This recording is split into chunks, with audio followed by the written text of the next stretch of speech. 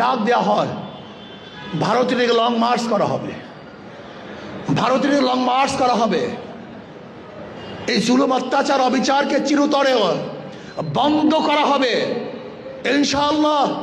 যদি বাংলাদেশের মুসলমানদেরকে ডাক দেওয়া হয় এই জুলুম অত্যাচার অবিচারের বিরুদ্ধে, খুন খারাপি ধর্ষণের বিরুদ্ধে, আমরা সবাই মার্চ করতে রাজি আছি ইনশাআল্লাহ।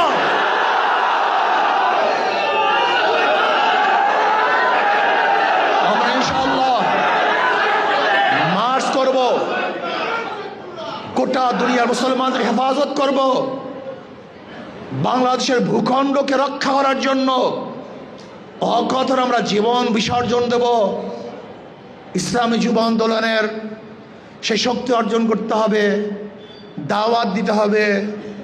আমি বিশ্বাস করি বাংলাদেশ ইসলামী রাজনীতি, ইসলামী আন্দোলন বাংলাদেশ ইসলামের নামে কোনো মুনাফেক, ইসলামের নামে কোনো মুনাফেক বাংলাদেশে ইসলামী রাজনীতি করতে পারবে না ইনশাআল্লাহ।